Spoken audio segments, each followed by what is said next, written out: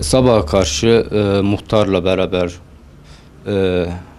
e, TEM bir de artı özel hareketle beraber 5.30-6 gibi şafak operasyonuyla geldiler. Sabaha karşı şafak operasyonunda işte emniyet güçleri ve artı özel hareketle beraber operasyon yapıldı ki sebebini sormamıza rağmen hiçbir bilgi edinmedik. Evi baştan aşağı kadar aradılar. Herhangi hiçbir unsur elde edilmedi. Ki babam zaten 70 yaşlarındadır. Devlete yakinen bilinen biridir. Toplumda da yeri bilinen biridir. Bütün aşırı telefonları alıyorum ki gülünçle karşılıyorlar. Yani Mustafa Engin gibi biri terörle yardım ve yataklıkta aklı hayali şaşar bir insanın. Bunu çok iyi biliniyor. Eski dönemlere ait mi gidiyoruz? Nereye bunun planları nedir? Sonuçları nereye doğru gidiyor? Biz bunları bilemiyoruz. Hani niçin? Hani PKK veya başka bir örgüt bir bağlantısı olmayan bir insan ki 10 sene yakındır hiç dışarı çıkmayan biridir de. Siyasi alanlarda girmiştir. Devletine karşı, devletin oturduğu noktalarda bizler bunlara karşı mücadelemizi vermişizdir. Bugüne bakıldığı zaman böyle bir suçlamayı ki asla biz bunu kabul etmiyoruz. Böyle bir yanlış anlaşılmayı devletimiz bir an önce halletsin. Biz bunu bekliyoruz. Bizim gayemiz, amacımız, oturuşumuz ve terörle olan bir mücadelemiz bugün için değil.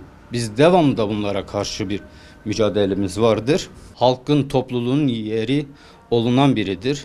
Ki topluluk da onu çok iyi bilen biridir. Ve zerresine kadar PKK terörist örgütüne meylimiz olmamıştır ve hep de ona karşıdır. Biz de gülünçle her şikayet edilen, her bu duruma getirilmek istenen şikayet olursa o vakit herkes birbirini şikayet eder. En sevdiğimiz değerli bir büyüğümüz dayı olsa bu. Biz 4 günlüğüne 5 günlüğünde de olsa demek ki biz basit bir yollardan bile onu hapse attırabilir veya tutuklatabiliriz.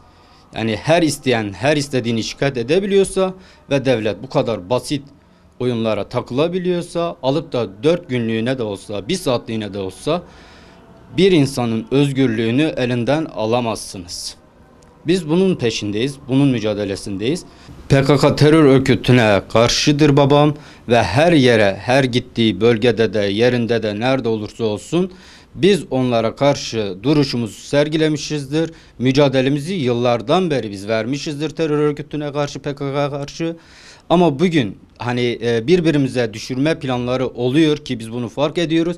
Eski dönemlere ait, eski meselelere ait birinin kırgınlığı, kızgınlığı da olabilir. Hani onlara olan öfkemiz, nefretimizin yeri duruşunda bizim bütün pervari halkı, o topluluk bizleri çok iyi bilendir.